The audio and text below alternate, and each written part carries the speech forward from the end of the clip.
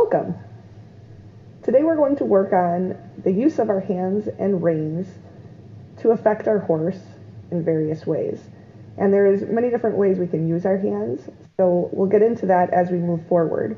But for now, as you're warming up, I just want you to go along with your horse, ride in harmony, and then be aware. How's your horse feeling today? Are they energetic?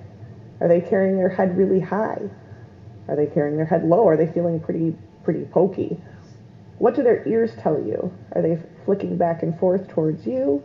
Is your horse distracted? Maybe looking at the other horses that are nearby. Maybe somebody else is riding in the arena. But either way, tune into your horse and just see where they're at. Because if they're a little bit pokey or a little distracted, when you're riding, you might find you have to do a little more, which is okay. There's going to be days like that where you will have to do a little more. If they are really tuned in and just at that right amount of energy and feeling great, well then you may have to be very quiet today, and you might use that and utilize the horse's engagement with you to get really quiet and see if you can do these things quietly and with as little pressure as possible. And as you're walking along, initially it's going to be really important that you're quiet in your body, because if we start our warm-up out and we're busy and we're not riding in harmony, it's going to cause our horse to tune those particular movements out, because essentially we're saying to them, this is background noise, just ignore it, it doesn't really matter. And then when we do start talking, we're going to have to do quite a bit more in order to gain their attention. So right now, you're going to ride with life. You're not going to be a sack of bricks on them, but you are going to be quiet. And you're just going to be doing as minimal as possible to get your horse walking around. I encourage people in their warm-up to be walking on a long rein, but walking with a clear intention of the line you would like them to be on and the pace you would like them to be in. With those things in mind, you're going to continue your warm-up, and I'm going to explain the exercise. In this exercise, there's one cone or one marker, whatever it happens to be. You could put a rock even in the middle of your arena or in the middle of your field, or a jump standard would be adequate. But I want you to have a reference point, and that reference point is going to be the bullseye. And if you can imagine a target where you have the bullseye and then you have consecutive rings building out from the center point, getting larger and larger and larger, those are going to be the rings that we are going to be riding around our bullseye. Now each ring is going to be approximately the width of your horse. That would be from shoulder on the right side to the shoulder on the left side, or the hip on the right side or the hip on the left side. And we are going to ride these rings and think about riding them with accuracy. When we start the exercise out, and we'll do so in a moment, we're going to be riding the outer ring. And the outer ring is the biggest ring around our bullseye. But like any ring around a target, it stays the same distance from the bullseye the whole entire time around. And this is important because that clarity to the horse because you're presenting this clear picture in your mind of the bullseye and these clear, perfectly round rings, that clarity that you're presenting is going to make it very easy for the horse to understand if they're getting the idea right or not. And the reason for that is, when you see that clear ring in your mind, you will know at what point you need to release the pressure and harmonize with them. And harmonizing and the releasing of the pressure is what tells the horse they've got the right answer. Let's start out on that large ring. And I want you to just ride that large ring around your center point and try to make it as crisp and clear to your horse as possible. As they're walking along, you'll notice every step is the same amount of turn. And you'll find there will be places in the circle where they veer out a little bit, and then places in the circle where they veer in a little bit. And you may find that those are consistently in one particular place of the circle or another. And when you realize that, you can start riding proactively towards that point, and you may tell them, oh, don't veer out right there, I would like you to stay on the line. And you'll do it in a way where you're one step ahead of them. This is for the horse that is consistently doing it, maybe by the gate or by the door, or wherever that point might be for your particular horse. But then when they are on the line, you're riding in harmony, and things feel good to your horse, they feel good to you, and you guys are just quietly going along together. Okay, the rein aids. Now, the reason we're going over the rein aids and we're doing it as a whole separate piece is because we are human, and we do pretty much everything with our hands, and it is very much just a part of our innate being to want to fix things with our hands. And we do that when we're riding, and it's okay.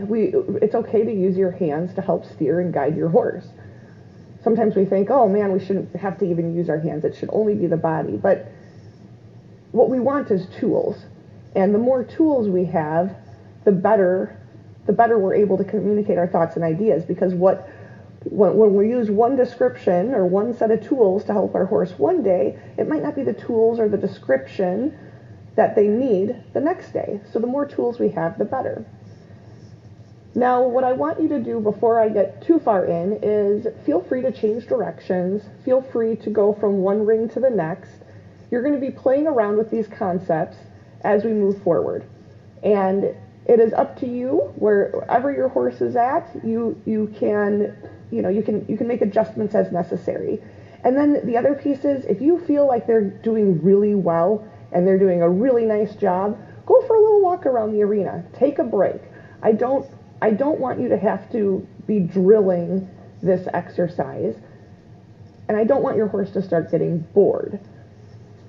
If your horse does a nice job, please give them a pat. Show them that you appreciate that they are listening and tuning in and trying to sort out what it is you're asking them to do. That little thing, that patting or the good boy, makes a world of difference to your horse. And if you put yourself in your horse's shoes, you can imagine how that would feel pretty nice and how you would want to work for that person even more when you did get the right answer. Okay, I went off on a tangent. Let's go back to our hands. Hands can be used in many ways when we're steering our horse. And we'll go over those ways, and then we're going to experiment with them. We can take our rein and we can use a direct rein. So we could take our hand and we could pull back on the rein and bring it to our pocket. Let's say our front pants pocket. That would be one use of the rein. So bringing it back. Now, before I bring my hand back, what I tell people to do, and what I hope you will do, is we do it a little bit more quietly initially. So instead of just bringing our hand back, I'll encourage you to squeeze your hand as though you were squeezing a sponge. That would be step one, or level one of pressure, where you're asking in the lightest manner possible. And by squeezing your hand as though you're squeezing a sponge, you'll find that your wrist, the little bones in your wrist get tight, your forearm gets tight, and that energy, that tightness goes down the rein, and the horse feels that. When you are doing that, it's just an energy and it's just a feel. It's not a pull. Now, you may find you need to pull, right? So you squeeze it like a sponge, and you tighten up or firm up that forearm. And if your horse doesn't respond, I'll have you pull that hand to your front pant pocket. But initially, we're always looking to use the lightest amount of pressure. Okay, next use of the hand. Instead of using the direct rein, which is the one we just discussed, where we're pulling our hand back, we can also use an opening rein. In our opening rein, you will open your hand in the direction you would like them to go. So your hand is coming away from the horse's neck, and it's almost like you're opening the door or showing them the space you would like them to move into. And that can be used softly with a little droop in the rein, right? So you don't even have any pressure going to the bit. It's just an opening and softening of that rein to the inside, or there can be a little tug, but the way you're tugging on the bit, instead of it being in a backwards manner, it's almost like you're sliding the bit through the horse's mouth to whatever direction you're asking them to go. This feel is going to be quite different to the horse than the first one we discussed, the direct rein. Now, the next rein, or option of our reins that we have, is going to be the indirect rein. And if you can imagine somebody riding Western, they use this quite a lot, right? This is the guiding outside rein that pushes against the horse's neck to tell them where to go. And this guiding outside rein can be used with a little contact on the bit if you're riding English, or if you're riding in a curb or leverage bit, it would be quite important that you have a little bit of a loop in the rein so that when the rein comes against the neck, it doesn't accidentally tug on the bit and cause the horse to counterflex, which we might get into later, we will see. Now, all of these reins can be used independent of one another, but they can all be used in conjunction with one another. Let's go about using them independently at first, because I think it will become clear to you the effect of the different use of the different reins. We will start with the direct rein, and let's go, you may be fun playing around with this, which is great, but let's start on our circle. We're going to go to that outer ring of the bullseye, and we're going to talk a little bit about how we would apply the indirect rein, we're going to work on the direct rein, so how we would apply the direct rein to help move in from the outer ring to the next ring in. And the way this would look is there would be an asking and releasing of the pressure. So we're not going to go direct rein, pull and hold, or squeeze the sponge and squeeze and squeeze and squeeze and squeeze and squeeze. We're going to ask and release and ask and release. If you're good at getting in time with their feet, you might pick a particular foot. So maybe you pick the left front leg as it's about to leave the ground, and you ask it to step in, and you squeeze and release that rein in time with that left front foot and ask it to step in. And I'm talking about the inside front legs. You may be tracking right. So the inside front leg you would ask to step in. Now, if you squeeze the sponge and your forearm gets tight and your horse doesn't respond, then you are bringing your hand back to your pant pocket. But again, you bring it back, release, bring it back, release. When your horse moves in, the degree you would like them to have moved in, you're going to harmonize. And that's where we're quiet with our hand and we let your horse know they did the right thing. At first, I would prefer that you just move from one ring to the next and then harmonize for 4 or 5 steps before asking them to move in to the next smallest ring. As you're doing this, I want you to see what is your horse's response. So you've got the idea, you're asking and releasing, you're moving from one ring to the next, and you're going to move in and out using the direct rein. And I want you to notice what they do in their body. So when you're moving them in, do they bend in? Are they light? Does it feel like they're with you? Does this rein feel effective at all?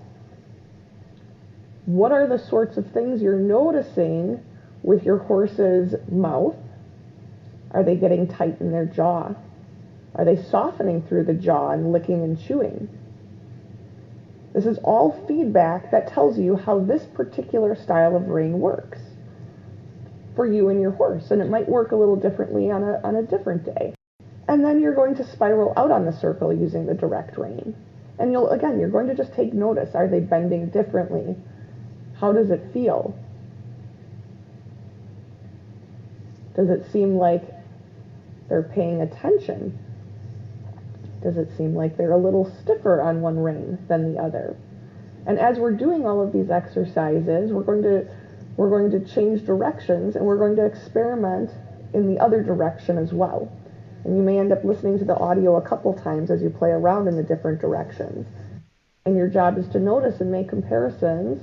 When you're using the direct rein to the left, does it feel different than when you're using it to the right? And you try to find, is your horse shaped better or shaped worse? And then the most important part is when you are getting the responses, you soften and harmonize.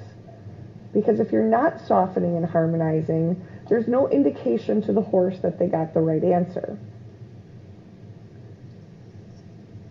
Okay, now that we've played around with the direct rein, let's talk a little bit about the opening rein. And you may change directions here or work on maybe walking around the arena as we talk about it, just to let your horse have a little break from the exercise. Again, that's going to be another important thing, is when your horse is getting it, or sometimes even when they're getting a little frustrated, you can go walk around the arena, let them decompress, and then come back to the exercise and take a fresh start. All right. We'll move back to the biggest outer ring on the circle, and we're going to talk about the opening rein. Now, the opening rein is going to be where you bring your hand away from their side and you're opening it in the direction you would like to invite them into. Again, it's going to be an ask and release. So you're going to open it and then release, and then open it and release. You can do it in time with their feet if you feel like you're really tuned into where their feet are. But if you're not, that's okay, because just by asking and releasing, what you're doing is you're telling your horse, now it's their job. You're not going to make them. You're letting them know what their job is, but now it's their job to come through. And you're giving them the opportunity to come through. If we pull, quite often we tell the horse, well, I'll make you do it. And they don't have the opportunity to find what is their job and then to be an active participant in the training process. Now, you're going to spiral in, and I want you to just make comparisons. How does this feel, look, and shape your horse differently than what we had done previously, which was your direct rein? So how is this different? Is it lighter? Is it more clear? Does your horse bend more? Do they bend less? When you open the rein on the outside to help the horse spiral out, how does that work? How does their body shape? As you're doing this, their ears and their eyes and their mouth are going to be telling you things. Make sure you tune into those. Are they licking and chewing? Do you notice them blinking? These are all important indicators to tell us how this particular tool is working in this given moment on this particular horse. And then change directions and do it the other way. Again, making sure to find as many moments as possible to harmonize. And then also remembering we start out with a very little amount of pressure, and then we gradually up the pressure until we get a response. The instant we get a response, though, there is a cessation of pressure, and we are rewarding our horse and letting them know that they did a really good job. Pat your horses, appreciate them, and let them know. Are they doing it? Are they getting it? If they're not, help explain it a little better. Once we have these three tools down pat, we're going to be able to use them independently of one another or in conjunction with one another to help explain your ideas to your horse. All right.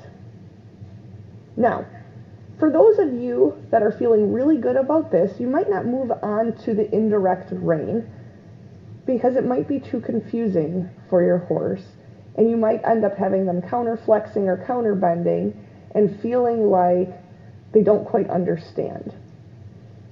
That's okay. Focus on the other two.